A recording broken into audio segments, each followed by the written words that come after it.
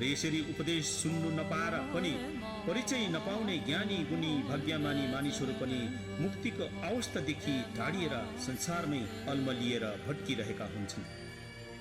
त्यस अवस्थामा फेरि 8 जना केवरी क्रोधीश्वरीहरू मातृका रूपिणीहरू जो सिंहनी बाघिनीको विभिन्न अनुहार भएका आफ्नै मस्तिष्कको मध्यबाट प्रकट भएका हुन्। यो तिम्रो मृत्युको 13औं दिनमा तिम्रै मस्तिष्कको कोणबाट विभिन्न मातृका देवीहरू उत्पन्न भएर तिमीलाई दर्शन दिनेछ। हातहरूमा मृत्युदण्ड मानव खोपडी लिएकी उनीहरूसँग नडराउनु।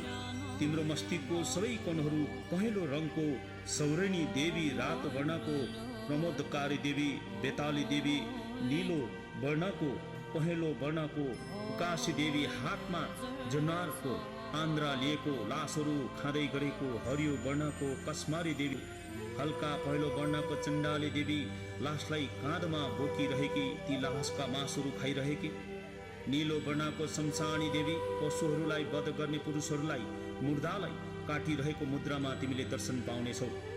यी देवीहरू पञ्चपितृ रूपी हेरुकाहरूका एउटै परिवारको रूपमा तिम्रै मस्तिष्कको केन्द्रबाट प्रकट भएर आएका हुन्। उनीहरूसँग नडराउनु। नाना थरीका मुद्रामा कोही मुर्दा बोकेको, कसैले खाइरहेको, कसैले मुर्दाहरूलाई चेपिरहेको, कसैले मुर्दालाई फोरेर अङ्ग भक्षण गरिरहेको किसिम किसिम प्रकारका अनुहार भएका देवी देवगणहरूको तिमीले देख्नेछौ र दर्शन पाउनेछौ।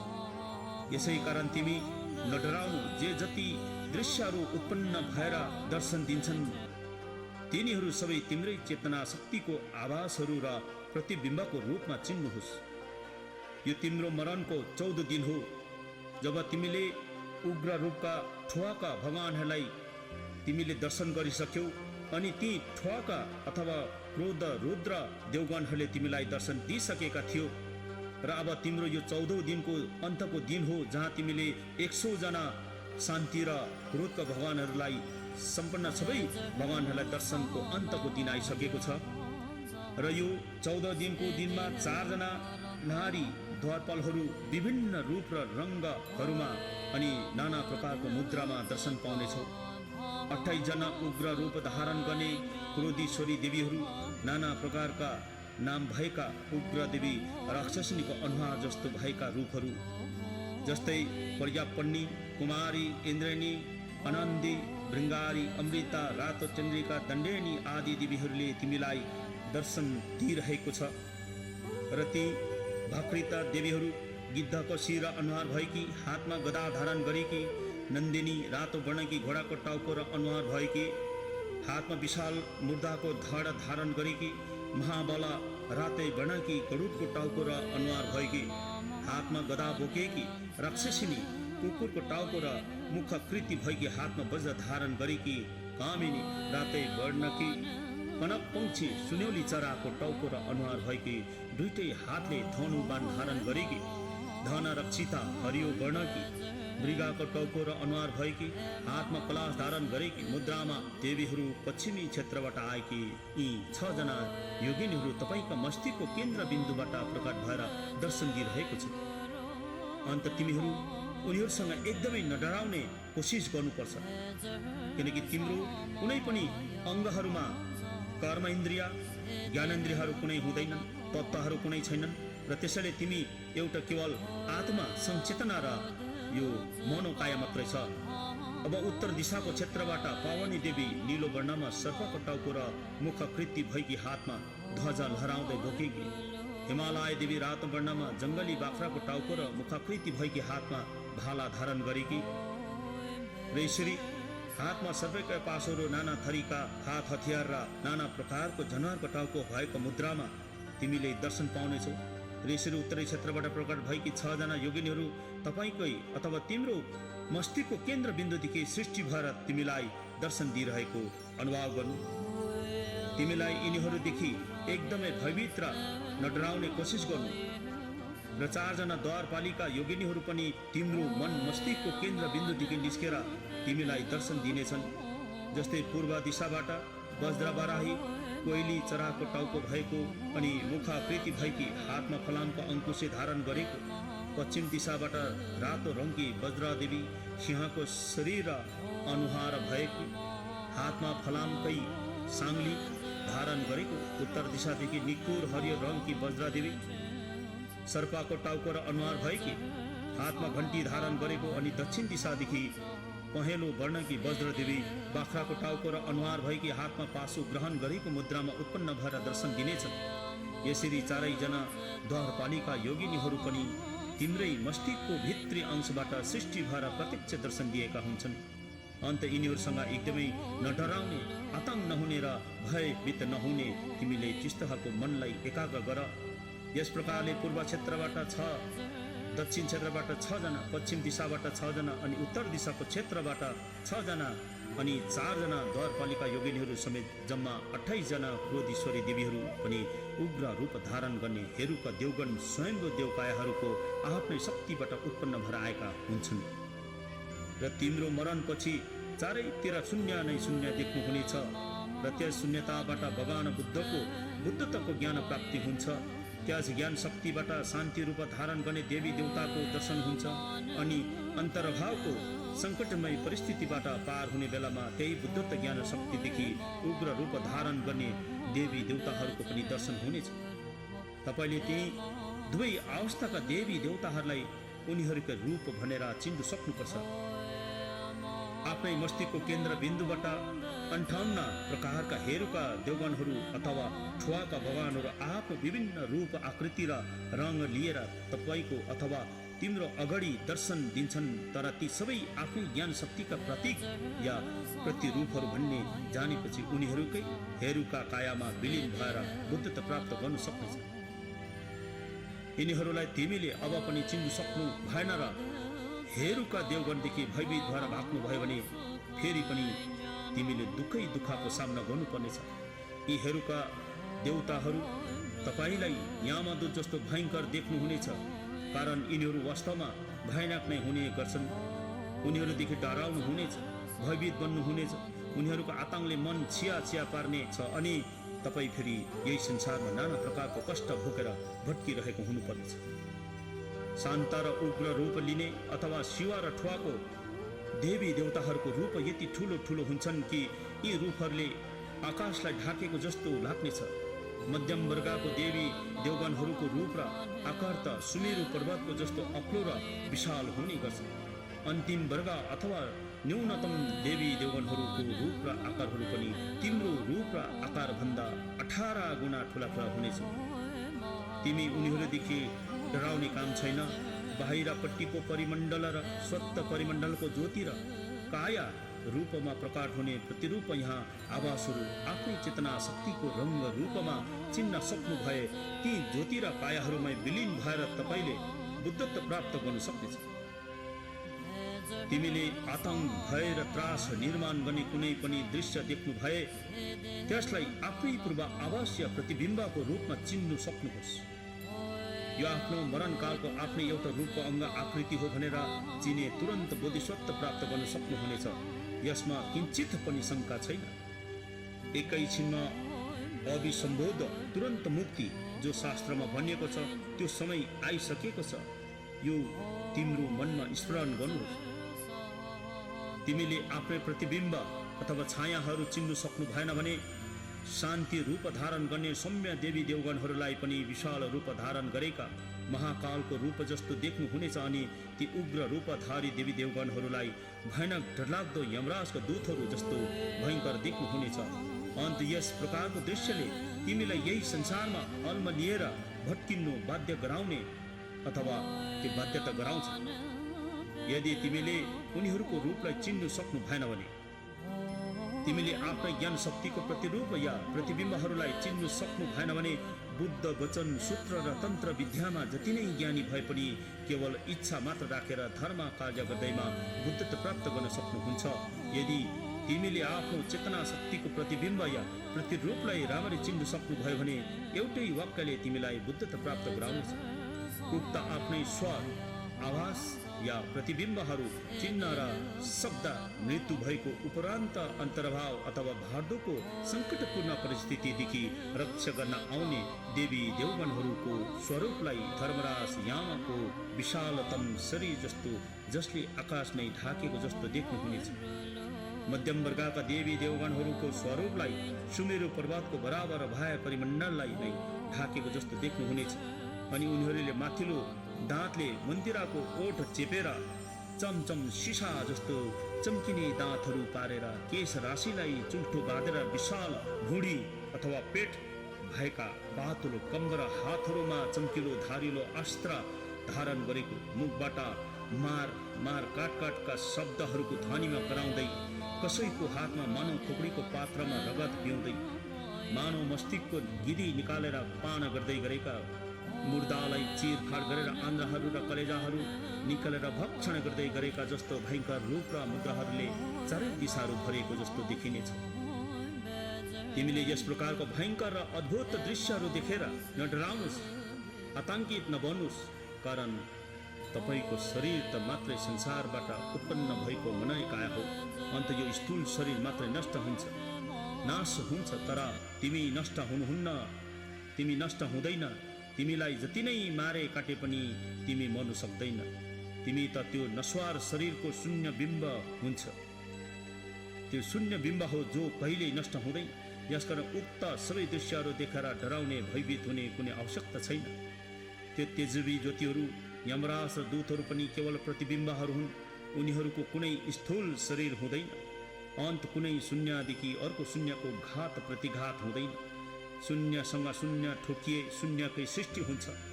यसरी उक्त सबै दृश्यहरू स्वचेतना शक्तिका प्रतिबिम्बहरू हुन्, छायाहरू हुन्। त्यसपछि ती बाहिरी परिमण्डलका शान्त देवगण, उग्र क्रोधी हेरुका देवगण र विभिन्न आकृति रूपको शिर धारण गर्ने देवीगण, इन्द्रियका रङहरू, ज्योतिहरू, यमराजका रूप स्वरूपको कुनै सिद्ध प्रमाण छैन।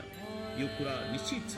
अन्त यस निश्चितताको आधारमा तिमीले आफ्नो आतङ्क भय र डरहरूबाट मुक्ति पाउनुपर्छ। तब मात्र तिमीले उनीहरूको आभासमा अभिन्न रूपले विलिन भएर बुद्धत्व प्राप्त गर्नुहुनेछ।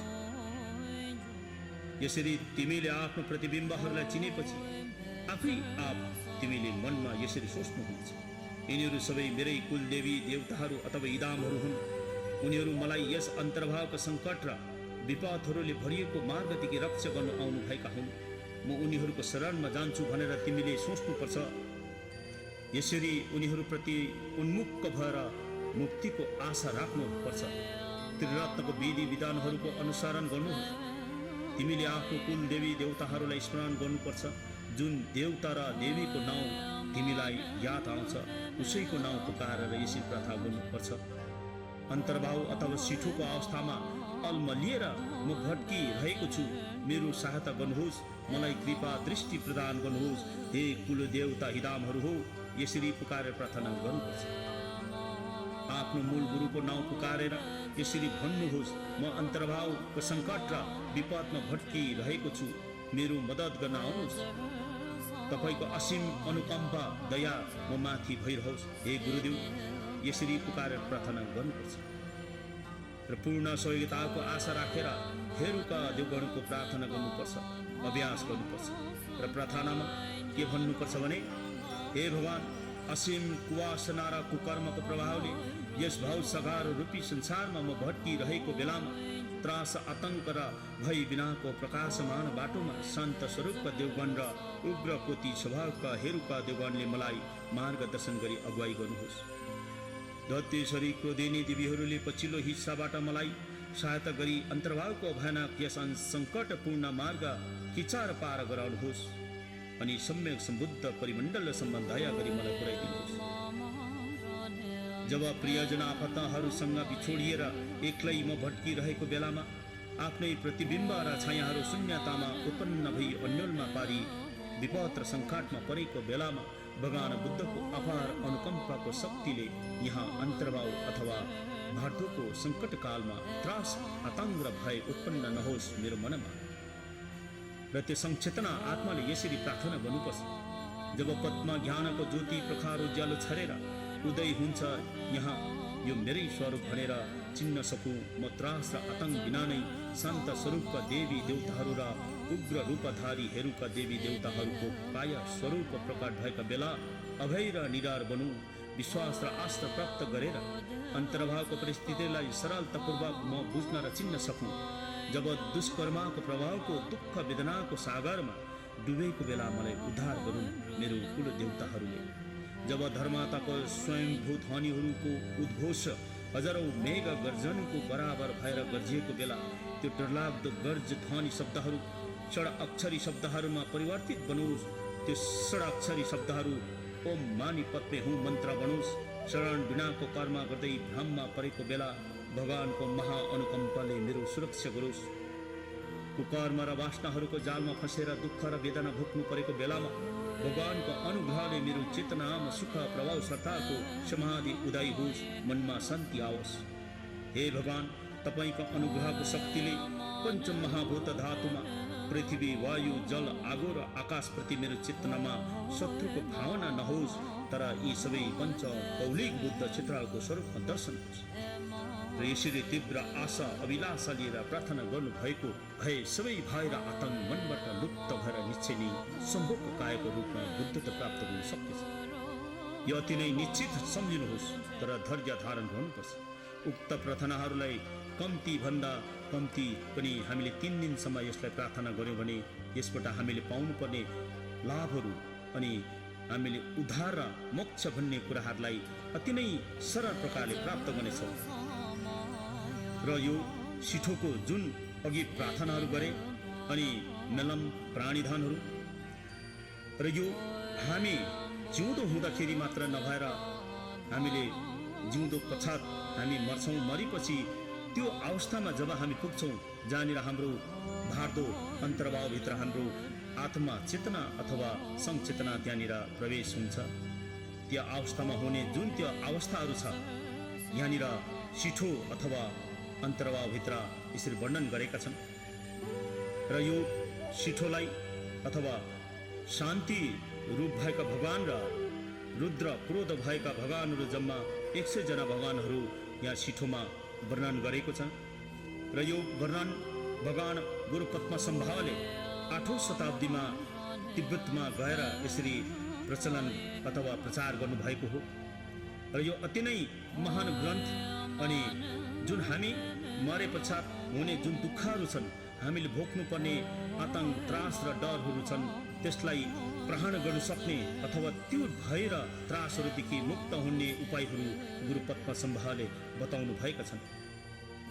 र यो ग्रन्थमा हामी मरेर मात्रै यो कुराहरूलाई भेट्ने भन्ने अथवा त्यहाँबाट हामी मुक्ति र मोक्ष हुने भन्ने कुरालाई नलिएर हामी जिउँदैमै हामीले यो शास्त्रलाई अथवा यसको अर्थहरूलाई अथवा यसलाई पाठ गर्यौँ भने हामीले जिउँदोमा नै गर्ने अभ्यास र कोसिस गर्नुपर्ने रहेछ। र हामीले यस ग्रन्थलाई जिउँदोमा हेरेनौँ र यस सिठो अथवा भार्दोलाई बुझेनौँ भने हामी मरेर कसै गुरुद्वारहरूबाट विद्याधरहरू अथवा परम गुरुहरूबाट त्यो व्याख्या गरे तापनि हामीमा के भने 100मा हामीले 25% मात्रै हामीले त्यसलाई ग्रहण गर्नुपर्ने रहेछ।